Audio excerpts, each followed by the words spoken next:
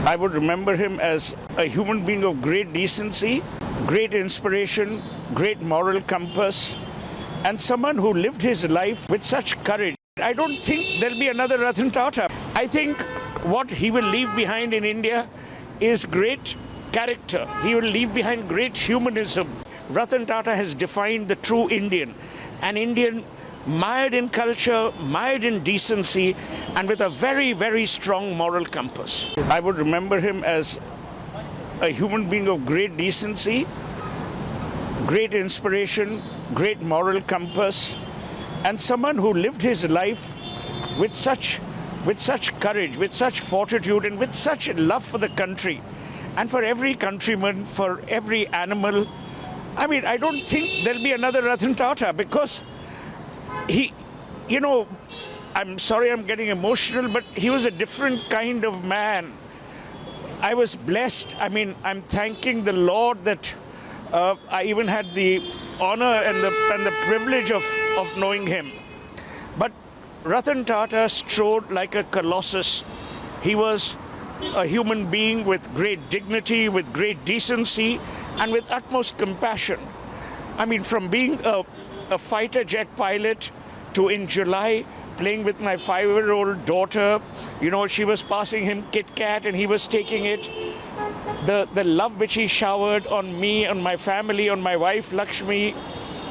And I can't keep remembering, but there are innumerable anecdotes. It's not about what Ratan Tata achieved in business, that you and I know. But the man was something else, whether it was his staff, whether it was his dogs.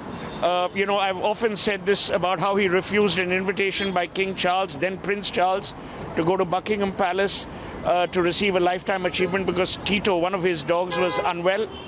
That shows you character. I think what he will leave behind in India is great character. He will leave behind great humanism.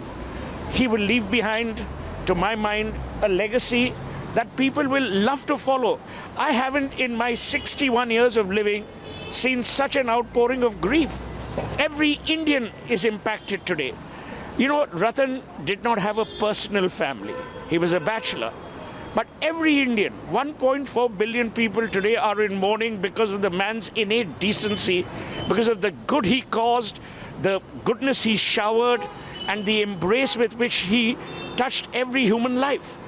Whether it was, as I said, whether it was cancer centers, the small animal hospital, in every which way, Ratan Tata has defined the true Indian, an Indian mired in culture, mired in decency, and with a very, very strong moral compass. He was a businessman, everyone knows that. He is a successful businessman, everyone knows that. But his human angle, his personal touch to all his staff members, all people who was connected to him like you. So, how was a human Ratan Tata was? Everyone would like to know at this occasion. For instance, even when he was unwell, let's imagine if he couldn't move and you went to his home, and after dinner or after lunch, he would walk you to the door. He would never treat any human being lesser than himself. He would always respect a frailty. He was the man. I still remember many, many years ago, we were at the Taj in Bombay here, and he said, what are we doing with people who are specially abled? And then the Taj started putting, long before it became law, we put all our elevators with Braille characters. I mean, what happened after 26/11? Every person who lost his life, their families were grieved personally by Ratan Tata. I mean, they don't make them like this anymore. Everyone will remember Ratan Tata as a person who is a very patriotic person, and he always kept country over money. And there are multiple examples of these things when he did not pursue the business which was against India or which was not favorable to India. So if you have any example for that, his patriotic nature? In every which way. When Mr. Tata decided that the Taj would buy the Pierre, the hotel in New York, he was so proud that the Indian flag was fluttering outside. When Tata Tea bought Tetley, when they bought Chorus, Jaguar Land Rover, everyone told him, oh, this is a big mistake, this is a big mistake. But Mr. Tata believed in only one thing. He believed in the Indian. He believed in the Indian capability, the Indian competence, the Indian character, the Indian integrity. He was actually a true nationalist without being jingoistic, secular to the core. There was no, there was no segregation, no discrimination in his mind. You could be whoever you are in whatever station in life, but he treated you as if you were himself or as if you were part of his family. All of the great men is now left only the memories of him. If you can share some more anecdotes personal to you and for others. There are, it's impossible in this hour for me to share anecdotes, but all I can tell you is that as time goes by, one will write or perhaps talk about them, but there are innumerable. When he used to travel, he was a great prankster. He had a great sense of humor. He would love playing a prank. He was an outstanding mimic. So these are things that people don't know. Voracious reader, and as I said, it's very difficult for me at this time to detail anecdotes. But all I can tell you is that no matter where he was, you knew there was going to be a lot of fun. There was going to be decency, and there was going to be this man with great character. जी हम आपसे हिंदी में भी जानना चाहेंगे, पूरे देश का नुकसान है, पूरे देश ने एक रतन खोया है। आपको लगता है कि क्या ये व्यक्तिगत नुकसान जो आपका है कभी भी फुलफिल हो पाएगा, इसका कोई रिप्लेसमेंट? नहीं, मैंने किसी को अभी बोला कि मैंने जब अपने पहले पिताजी और फिर उसके बाद माताजी को खोया है, आज मैंने तीसरा पेरेंट खोया है। और ये सिर्फ कहने की बातें नहीं है, क्योंकि देखिए मैं उनको 1990 से जानता हूँ, 34 साल, और मेरी उम्र 61 है। तो आधी ज़िंदगी मैं उनको जानता था, और जितना स्नेह उन्होंने मुझे दिया, जितना प्यार, जितनी विनम्रता से वो पेश आए, मैं कौन हूँ? कुछ भी नहीं। उनके पास पूरी दुनिया थी, पर उन्हें ये लगता था कि भाई हाँ, कि मैं अगर सुहेल के साथ बैठूंगा तो हंसी मजाक होगा।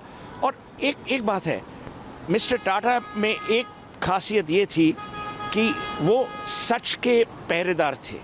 अगर आप उनको सच एडवाइस देते, उनको वही पसंद था। वो उनमें से नहीं थे कि भाई आप उनकी हाँ में हाँ मिलाओ। तो वो जो उनकी खासियत थी वो बहुत यूनिक थी। एक चीज़ है कि वो एक सफल बिजनेसमैन थे, ये सभी लोग जानते हैं। उनकी फिलॉन्थ्रफी के बारे में भी बहुत किस्से मशहूर है, लेकिन एक ह्यूमन बीइंग के तौर पे कैसे थे वो? एक पर्सनल टच जो उनका लोगों के प्रति होता था, अपना स्टाफ, अपने दोस्त, अपने जानने वाले। मैं आपको एक बात बोलूं, अगर वो कहीं बाहर जाते तो ये नहीं कोई स्टाफ अलग टेबल पे खा रहा है और कोई और अलग टेबल पे खा रहे हैं। सब एक साथ खाते थे, सब एक साथ रहते थे, सब एक साथ प्यार से रहते थे और सबकी देखभाल जो उनने। देखिए मैं आपको एक बात बोलूं, अगर इंसान एनिमल्स अपने कुत्तों की हिफाजत कर सकता है प्यार से, और मैं आपको बोलूं, जब बॉम्बे हाउस रेनोवेट हुआ और चंद्रशेखरन जी चेयरमैन थे और अभी भी हैं, जब बॉम्बे हाउस रेनोवेट हुआ, रतन टाटा ने इंसिस्ट किया कि एक एरिया सिर्फ कुत्तों के लिए होगा। ताज में भी आप जाइए, आज ताज बॉम्बे में जाइए, अगर कोई इंडी या रेस्क्यू डॉग है, उसको अंदर जाने की पूरी परमिशन है। ये इंसानियत है। इंसानियत ये नहीं कि आप सिर्फ अपने लोगों में अच्छे रहें, पर इंसानियत ये होती है कि जब तबके का सबसे जो वीक आदमी है उसके साथ आपका जो व्यवहार है वो इंसानियत है। सर बिजनेसमैन तो बहुत सक्सेसफुल थे, उन्होंने मनी फोल्ड बढ़ाया जो पूरा रेवेन्यू था अपने ग्रुप का, लेकिन इंसान के तौर पे बहुत सफल है। आपने बताया हमेशा उन्होंने बिजनेस के ऊपर देश को तरजीह दी, अगर बिजनेस में फ़ायदा हो रहा है और देश के नुकसान में तो उसको छोड़ देते। मैं आपको एक बात बोलूँ, मैंने ये लिखा भी हुआ है, 2008 में मैंने लिखा था। मैं नरेंद्र मोदी जी के घर था गांधीनगर में, तो उनने मुझे पूछा कल कहाँ जा रहे हो, तो मैंने कहा बम्बई। तो उन्होंने कहा जब रतन टाटा को अगर मिलोगे तो मिस्टर टाटा को बोलना कि नैनो यहाँ ले आएँ। तो मैंने ये मैसेज कम्युनिकेट की। उसके बाद, और ये नरेंद्र मोदी की भी you have to give him credit, उसके बाद पूरा वो जो सनद एरिया था वो ऑटो हब बन गया। पर क्यों मिस्टर टाटा ने नैनो क्यों शुरू की? नैनो इसलिए शुरू की क्योंकि एक दिन जब वो ड्राइव कर रहे थे, उन्होंने देखा कि एक परिवार एक स्कूटर पे भीग रहा है, तो उन्होंने कहा हम लोग 1 लाख की गाड़ी क्यों नहीं बना सकते, और वही हुआ। पर मैं अब ये बोलना नहीं चाहता, कंपटीशन ने एक बहुत ही भयानक रोल प्ले किया था, उसके बारे में ये अभी समय नहीं है बोलने का। एयर इंडिया जब वापस आया 2022 में, उनके मन में जो खुशी थी, क्योंकि आप याद रखिए उन्होंने जितना एयरलाइंस में इन्वेस्ट किया है और एयरलाइंस को वो इतनी अच्छी तरह जानते और कोई नहीं जानता।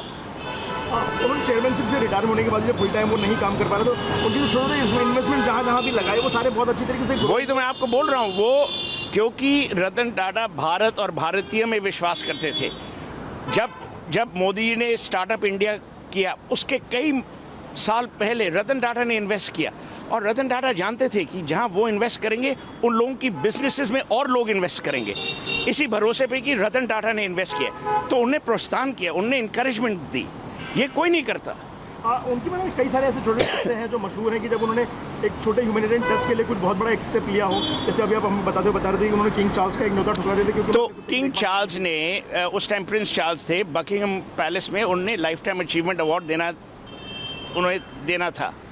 तो मैं 4 दिन पहले लंदन पहुंच गया तो टाटा साहब का मुझे मिस कॉल्स आई। तो जब मैं एयरक्राफ्ट से निकला मैंने उनको फ़ोन किया, उन्होंने कहा देखो मैं बकिंगम पैलेस नहीं आ पाऊंगा। मैंने कहा क्यों? नहीं, टीटो बीमार है। टीटो उनका जर्मन शेफर्ड है। मैंने कहा मीन्स? ही सेज नहीं। तो मैंने उस टाइम प्रिंस चार्ल्स को जाके बोला, उन्होंने कहा देखो ये है इंसान जो हर आदमी, हर कुत्ते, हर पशु के बारे में सोचता है, ये इंसानियत है। सर आप उनके काफ़ी करीब थे, उनके हर पहलू से आप वाकिफ थे। अच्छे बिजनेसमैन, एक सक्सेसफुल पायलट, अच्छे इंसान, एक अच्छे कंपनी के लीडर। आप कैसे चाहते हैं कि दुनिया उनको याद करे, रतन टाटा को? पद्म विभूषण रतन टाटा, बिजनेसमैन रतन टाटा, ये किस तरीके से? भारत का रतन, बस वो यही चाहते थे कि लोग उन्हें प्यार से, विनम्रता से और मोह से याद करें। उन्हें कोई अवार्ड ऑनर जो थी, कोई अवार्ड ऑनर ऐसी नहीं है जो उन्हें नहीं मिली। वो भारत के रत्न हैं, भारत के रत्न रहेंगे। और मैं समझता हूँ कि रतन टाटा शायद स्वर्ग चले गए हैं, ही हैज़ लेफ्ट, अब दुनिया में नहीं रहे, पर हमारे दिलों में, हमारे दिमाग में, हमारी संस्कृति में वो ज़रूर रहेंगे। एक लॉन्ग पेंडिंग डिमांड है जो पूरे कंट्रीमेन में काफ़ी लोग ये मांग करते रहे हैं कि रतन टाटा को भारत रत्न दिया जाना चाहिए। एक बिजनेसमैन जिसने फिलैंथ्रोपी को एक नई हाइट दी, एक देशभक्त। मैंने तो ट्वीट भी किया है कि और उसमें मैंने मोदी जी को टैग किया कि भाई मेरे हिसाब से और कोई आदमी इस दुनिया में नहीं है, हमारे देश में नहीं है जिसे भारत रत्न और डिजर्विंग होना चाहिए। हाँ सर, ऐसे मौके पे कई सारी ऐसी चीज़ें हैं जो लोगों को याद आती हैं और वो भावुक कर जाती हैं। आप भी अभी थोड़ी पहले हमारे साथ बात करते हुए भावुक हो रहे थे। कुछ ऐसा एक पर्सनल टच जो आप उनसे शेयर कर पाए जो रतन टाटा और आपके बीच रही हुई अब तक? वो मैं शेयर नहीं करूँगा, पर मैं सिर्फ यही करूँ, जैसे मैंने आपको कहा कि मेरे लिए वो पिता समान थे, दोस्त थे, और उससे ज़्यादा मैं आपको क्या कहूँ इस समय पे जो चोट सिर्फ मुझे नहीं, ये गलत बात है कि सिर्फ मैं भावुक हूँ। आप देखिए, आप लोगों से पूछिए, मैंने ऐसा कभी नहीं देखा, और ये रतन टाटा का बड़प्पन है। सर टाटा ग्रुप का बिजनेस और टाटा ग्रुप जो फिलैंथ्रोपी प्रोजेक्ट है उनका फ्यूचर आप यहाँ से किस तरीके से देखते हैं? बहुत बढ़िया, क्योंकि चंद्रशेखरन जी जो चेयरमैन हैं और नोएल टाटा और मेली मिस्त्री जो टाटा ट्रस्ट में हैं, वो देखेंगे कि जो लेगेसी टाटा हाउस की है, हाउस ऑफ टाटा की है, वो क़यामत रहे।